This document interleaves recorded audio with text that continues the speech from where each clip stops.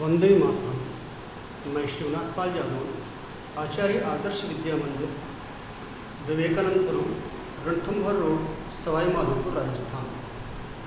प्रिय दर्शक बंधु भगिनियों, मैं आपके एवं परिजनों की कुशलता की कामना के साथ साथ सभी के उत्तम स्वास्थ्य की मंगल कामना करते हुए आज दिनांक 7 सितंबर 2021 मंगलवार को कक्षा 6 विषय हिंदी बसंत भाग 1 पाठ क्रमांक 7 साथी हाथ बढ़ाना एक गीत है जिसके रचयिता साहिर लुधियानवी जी हैं।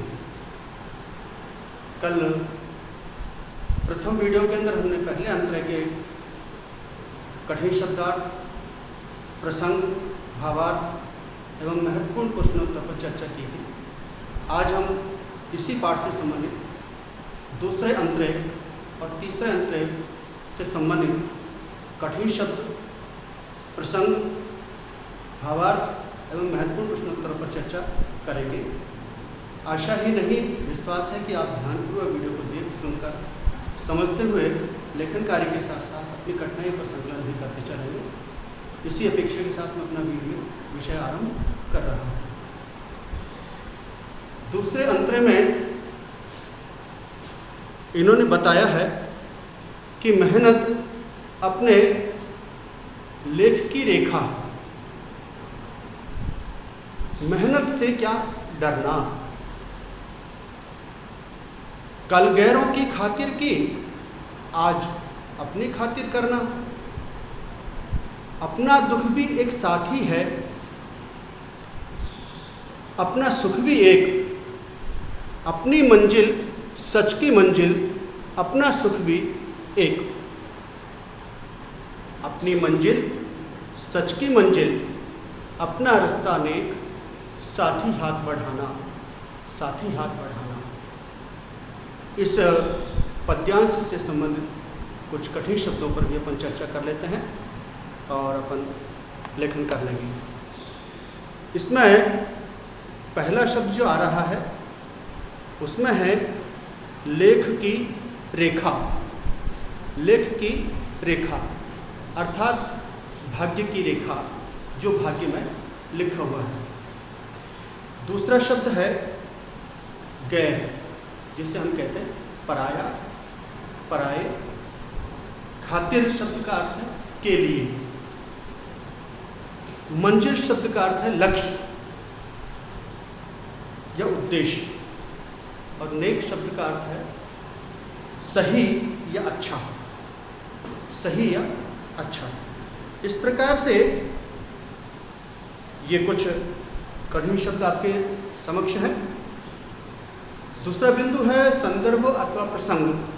तो संदर्भ प्रसंग के अंतर्गत हम लिख सकेंगे प्रस्तुत काव्यांश हमारी पाठ्य पुस्तक में संकलित पाठ साथी हाथ बढ़ाना से लिया गया है, जिसके रचयिता साहिर लुधियानवी हैं। इस काव्यांश के माध्यम से गीतकार मेहनतकश लोगों को प्रेरित कर रहे हैं। भावार्थ व्याख्या की दृष्टि से हम लिख सकेंगे कवि मेहनतकश लोगों से कहता है कि परिश्रम करना तो हमारे भाग्य में लिखा है, फिर मेहनत करने से क्या घबराना। कल तक हमें दूसरों के लिए मेहनत करनी पड़ती थी, अर्थात कल तक हम दूसरों की खातिर करते थे, अब हम अपने लिए परिश्रम करेंगे, अर्थात हम अपनी खातिर करेंगे। साथियों, हमारे दुख और सुख एक जैसे हैं और ये दोनों हमारे साथी हैं। हमारे जीवन का लक्ष्य सच्चाई के लिए संघर्ष करना है, इसीलिए हमारा रास्ता भलाई का रास्ता है। साथियों, एक दूसरे की सहायता के लिए हाथ बढ़ाओ, अर्थात साथी हाथ बढ़ाना।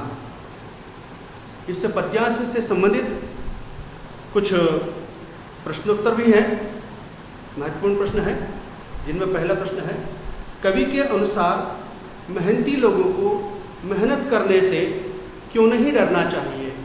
दूसरा प्रश्न है, परिश्रमी लोगों की मेहनत में क्या अंतर आ गया है?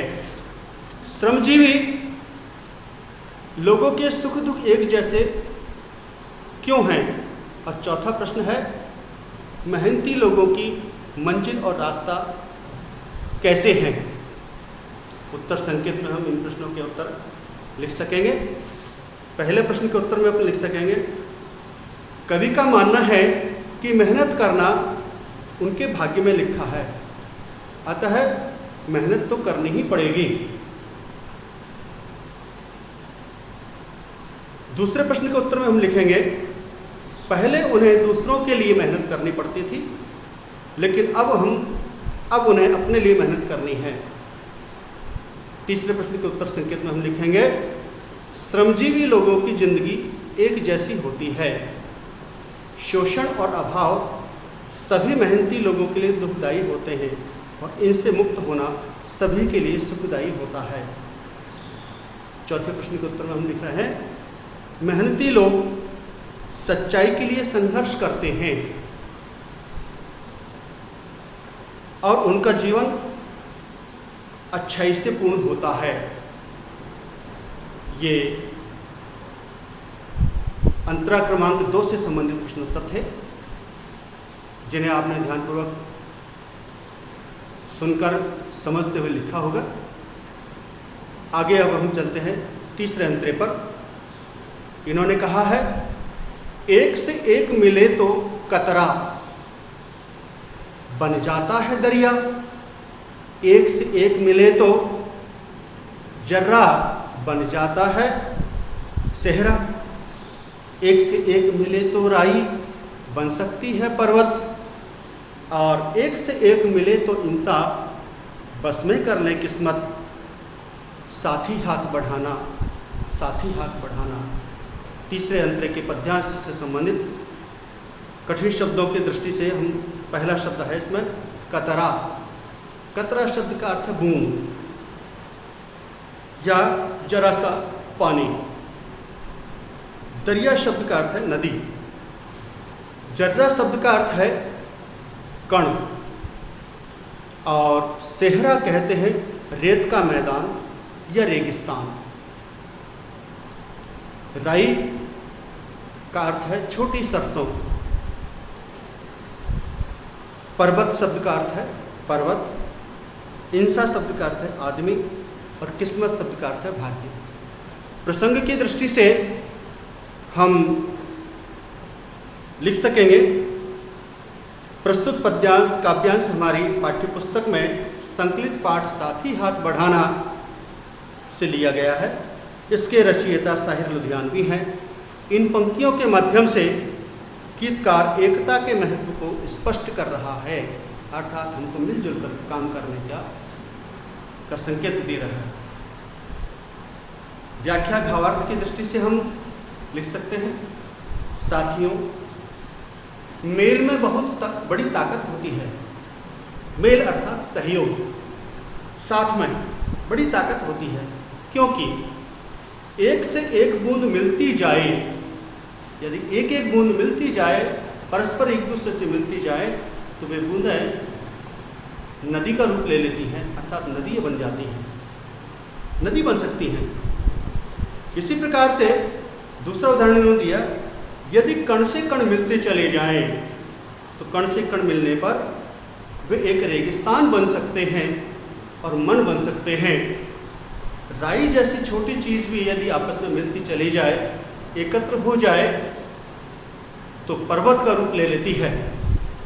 इसी प्रकार अगर आदमी से आदमी मिलता चला जाए, एक दूसरे का सहयोग करता चला जाए, तो वह अपनी किस्मत बदल सकता है।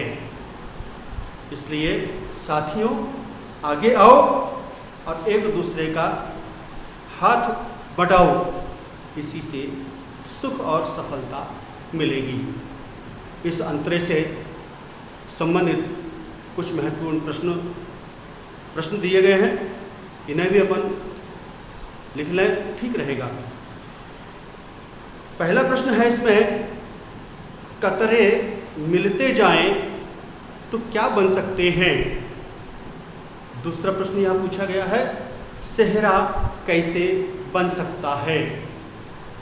तीसरा प्रश्न है, राई पर्वत कैसे बन सकती है। और चौथा प्रश्न है, इंसान अपनी किस्मत को कैसे वश में कर सकता है। उत्तर संकेत के रूप में हम लिखेंगे यहाँ से। पहले प्रश्न के उत्तर संकेत में हम लिख रहे हैं, कतरे यानी जल की बूंदें मिलती जाएं तो नदी बन सकती हैं। दूसरे प्रश्न के उत्तर में हम लिखेंगे संकेत में, अगर जर्रा से जर्रा मिलता जाए तो वह सेहरा बन सकता है। तीसरे प्रश्न के उत्तर में हम लिखेंगे, राई से राई यदि मिलती चली जाए तो एक पर्वत जैसी ऊंची बन सकती हैं, पर्वत का रूप ले सकती हैं।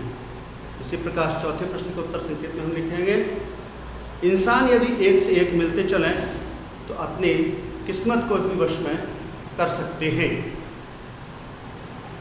इस प्रकार से ये पाठ से संबंधित दोनों अंतरों के कठिन शब्द, प्रसंग, भावार्थ एवं महत्वपूर्ण प्रश्नोत्तर से संबंधित अपना आज का विषय पूरा हुआ। आशा एवं विश्वास के साथ आपने सहयोग किया है, इसके लिए धन्यवाद देते हुए मैं अपनी वाणी को यहीं विराम देता हूँ। धन्यवाद।